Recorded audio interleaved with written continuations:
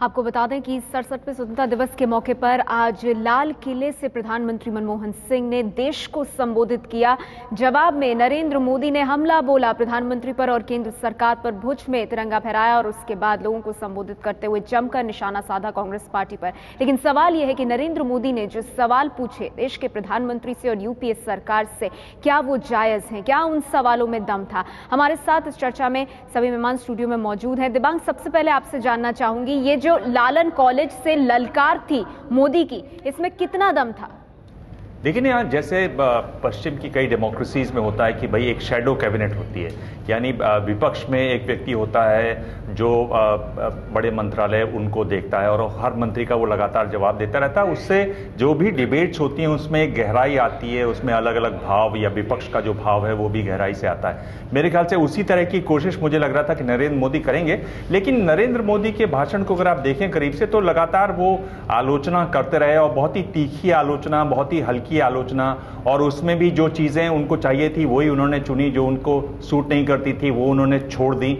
मतलब बहुत सारी चीजें जो प्रधानमंत्री कही हुई थी उनको भी उन्होंने नहीं माना। तो मुझे लगता है कि बहुत ही हल्के ढंग से लिया। और दूसरा यह है कि ये चुनावी भाषण की तरह हो गया, जबकि आज के दिन में एक मुख्यमंत्री जब भाषण देते हैं उसकी अपनी एक गरिमा होती है। यहाँ पर जितने भी आपके अफसर आते हैं वो आते हैं, सब लोग सुनते हैं, तो एक दूसरे किस्म का भाव है इस तरह के भाषणों का और एक चुनावी भाषण का। पर मुझे ये चुनावी रैली का भाषण ज्यादा लगा। और मैं जो अपनी बात को कह रहा था उसमें उन्होंने कहा कि एक ही परिवार के बारे में सोचते रहे, जबकि आप प्रधानमंत्री के भाषण को सुने और उसमें एक नाम जिसने सबको यहां चौंकाया, जो कि कांग्रेस के नेता आसानी से नहीं लेते हैं, एक ऐसे प्रधानमंत्री का नाम, कांग्रेसी प्रधानमंत्री का नाम जो उन्होंने लाल किले की प्राचीर से लिया, पीवी नरसिम्हा राव का नाम लिया, वो भूल गए नरेंद्र मोदी। क्योंकि अगर आप देखें कि जिन्होंने भी प्रधानमंत्री को फॉलो किया या कांग्रेस के दूसरे नेताओं को फॉलो किया, तो एक कांग्रेस में एक चलन सा रहा है कि पीवी नरसिम्हा राव के दौर को भुला देने का, तो वो उन्होंने आज लिया। वो एक चौंकाने वाली बात थी जिसको उन्होंने नजरअंदाज किया। तो कुल मिलाकर मुझे लगता है कि एक अच्छी कोशिश को नरेंद्र मोदी ने अपने बहुत ज्यादा उत्साह की वजह से शायद बहुत ही हल्का कर दिया। आप कह रहे हैं इस मौके को नरेंद्र मोदी ने भी शायद गवा दिया, लेकिन आपने प्रधानमंत्री के संबोधन को 5 अंक दिए थे, नरेंद्र मोदी के भाषण को कितने अंक देंगे? मुझको लगता है कि नरेंद्र मोदी का भाषण जिस तरह से वो भाषण की जो शैली है उनकी वो बहुत अच्छी है। पर ये मैं बात उनके बारे में पहले भी कह चुका हूं, लेकिन उनका जो कंटेंट है, जो कहना है, जो कहने वाली बात है, वो हमेशा उनकी बहुत हल्की हो जाती है और आज तो बहुत ही ज्यादा हल्की थी। मुझको लगता है कि ये 5 भी नहीं पहुंचता, ये 4.5 के आसपास का भाषण है। आप प्रधानमंत्री के भाषण से भी कम अंक इसे दे रहे हैं, 4.5। जयंत हुड्डा, सवाल ये कि जो सवाल दागे नरेंद्र मोदी ने प्रधानमंत्री पर, चाहे वो आर्थिक विकास को लेकर हो, वो पाकिस्तान को लेकर हो, वो भ्रष्टाचार को लेकर हो, क्या वो सवाल जायज थे? क्या उनका जवाब आना चाहिए था? देखिए, मुझे इसमें 2 पर्सपेक्टिव है। एक है कि एक हमारे जो फेडरल स्ट्रक्चर है उसमें मुख्यमंत्री एक अंग राज्य के जो प्रमुख है, वो 15 अगस्त के दिन में he is representative of the prime minister. तो चीफ मिनिस्टर, मुख्यमंत्री, ये सिस्टम में अलग नहीं है। अगर हम विदेश के जो राष्ट्र आज जो भाषण सुन रहे हैं उसमें तू मैं होने का जो राजनीतिक संस्कृति, ये जो परंपरा, ये हमारे देश के परंपरा नहीं है। अगर नरेंद्र मोदी प्रधानमंत्री बने और कोई मुख्यमंत्री ऐसे भाषा में प्रधानमंत्री को 15 अगस्त अटैक करेंगे, तो 15 अगस्त के दिन में प्रधानमंत्री अगर नरेंद्र मोदी बने और उनको क्या अच्छा लगेगा? तो इसीलिए ये जो परंपरा है इसको तोड़ना ये एक अलग डिबेट है। लेकिन अगर आप शैली की बात करते हैं तो मुझे लगता है कि नरेंद्र मोदी जो किए हैं ये ज़्यादा राजनैतिक एक रणनीति है, जो डेलिबरेट अटेम्प्ट जिसको कहते हैं कि प्रधानमंत्री, मुझे कभी आज भाषण सुनते सुनते लग रहा था ये विपक्ष के जो नेता या जैसे आम रैली में जैसे भाषण हो रहे हैं, मतलब ये BJP leader Narendra Modi Congress leadership को क्रिटिसाइज कर रहे हैं। मुख्यमंत्री प्रधानमंत्री के जो डिबेट है इससे ज्यादा मुझे लग रहा है ये राजनीतिक डिबेट है। लेकिन अगर आप शैली के हिसाब करेंगे तो उसमें जो कंटेंट है वो कंटेंट में स्टैटिस्टिकल फैक्चुअल्स इसमें मैं नहीं जा रहा हूं।